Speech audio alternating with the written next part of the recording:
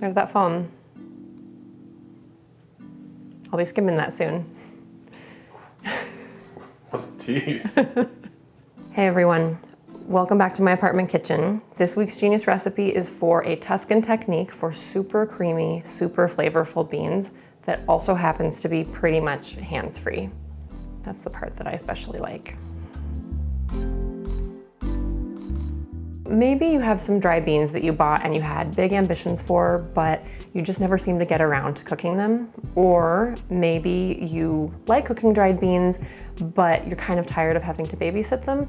This technique, which comes from Roddy, a food writer living in Rome, is perfect for all of those situations because it's pretty much completely hands-off, other than doing a couple things right at the beginning. And those things, very simply, are soaking your beans overnight or starting in the morning. I have soaked these already, and I will be honest, we've tested these without soaking. It still works great. So if you forgot to soak your beans, don't let that stop you. It will just take a little bit longer in the cooking phase. Rachel, I would just love to hear the story behind how you discovered this technique for cooking beans in the oven. Well, it's based on the way they cook white beans in Maremma, which is a small part of Tuscany. So Higher Lazio and Lower Tuscany. And they traditionally cook white beans al fiasco in a flask in the embers of a fire. So I recreated that effect of slow cooking beans in water with oil and garlic and sage in the oven. Pretty much every pot of beans that I've ever cooked before discovering this technique were something I stuck on the stove and just let simmer on its own. And you know, that's pretty easy, but at the same time, the heat is a little bit hard to control. Sometimes all of a sudden I realize that my beans are boiling rapidly. Sometimes I realize that they're doing nothing. So you do have to kind of keep an eye on them. The oven is a much gentler and more consistent way to keep them at like just the barest simmer so that they stay creamy without falling apart. But this pot looks ready to skim, which whenever I hear that instruction, I'm like, what? How much is enough? What does skimming look like? It looks like this. And you don't have to get all of it by any means. Is it poison? I think it's just the starches from the beans. And I think we're just doing this so that the liquid is a little less cloudy and it's less likely to boil over. But to be honest, beyond that, I'm not really sure why we do it. Which is why I don't worry about getting it perfectly clear, because I think a little bit of this foam is absolutely fine. I think that's good enough. I also think that it is just about to boil. I can sort of hear it. Maybe you can hear it too. Oh yeah, you can see like there was one little bubble that just broke. So I'm gonna turn off the heat. And throw in all my flavorful stuff, which is a very big pinch of salt,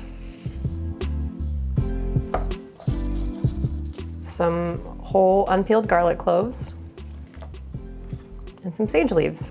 Although if you don't have sage, you could use rosemary or thyme or bay leaf. If you don't have garlic, you could do like a halved onion instead. It's pretty flexible. I'm gonna stick it in the oven. And I almost forgot the most important part.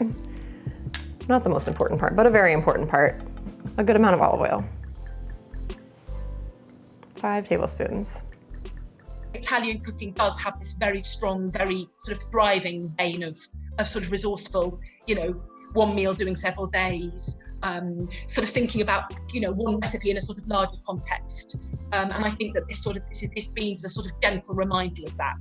And of sort of all of us now, particularly as our lives are changing, that we think about these new building blocks of, certainly for me as a mum, it's nice to sort of have things that I feel sort of, you know, a few meals, and that sort of tipples into the next few meals and the next few meals, and breadcrumbs and beans and tomatoes and soups. I think it is a way of cooking that sort of suits me and you know, our budget and the time we're living in, and I sort of want more of that at the moment as a cook more than a writer. This already smells really, really good and it's ready to go in the oven, but I already have one that I made earlier that I'm gonna take out and show you. But first, take a look at what it looks like as it's cooking in here. See, it's like this very, very gentle simmer. It's so comforting to open the oven and see that every time, rather than the situations on the stove where sometimes it's boiling like crazy and sometimes it's just sitting there.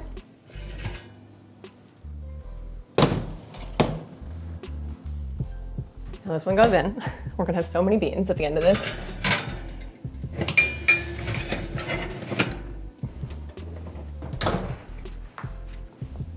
All right, so I think these are done. I'm going to check.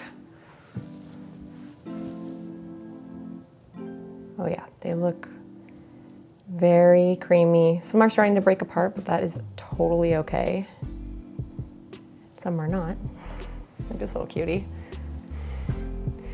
So I have heard, and I don't remember where, that when you're testing to see if beans are done, you should check at least 5 to make sure, because sometimes they'll cook at different rates and one will still be a little bit chalky while the others are softer.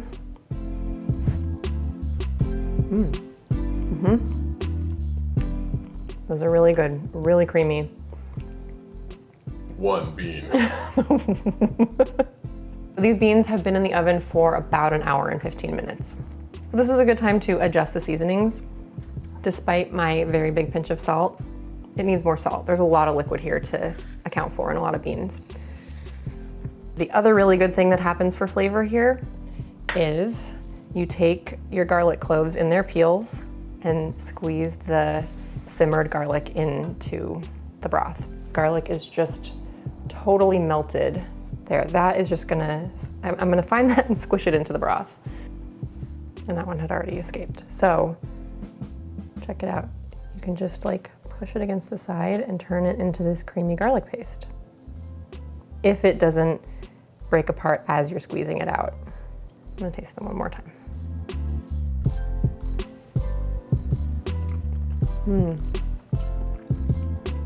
Already, the garlicky flavor is coming through, and that will just increase over time as these beans sit in their broth and the garlic keeps traveling inside. I'm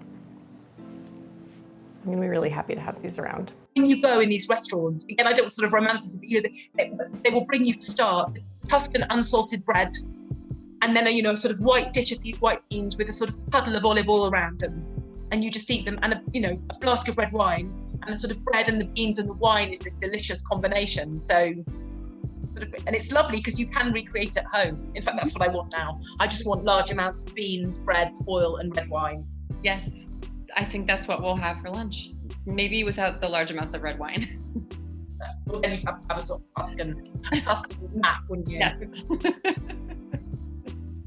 The simplest way to eat these, Rachel says in Tuscany it's very common to just serve them with a little bit of their own broth and a little olive oil on top.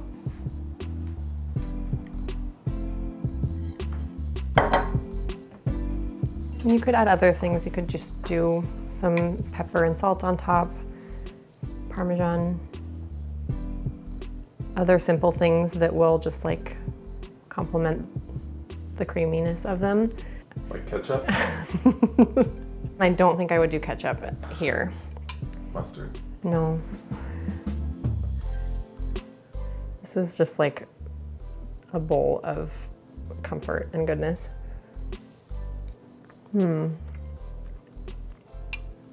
That's so good. I do really love canned beans, but this is something that would be really hard to achieve with a can of beans. The texture is just so perfect and creamy, and the flavor is so pure. This is the absolute simplest way to serve these beans with their own broth and a little bit of olive oil, but you could do all kinds of things with these beans once you have them around. You could serve them in other soups or stews like minestrones. You could puree part of the beans and add them back in for a creamy bean soup. Marcella Hazan has a really good simple recipe on Food 52.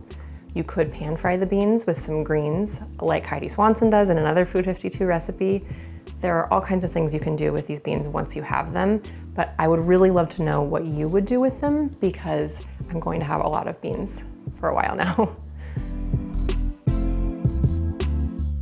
For more genius recipes like this every single week, be sure to like this video and subscribe to our channel and check out Rachel's other work in her column on The Guardian and in her books.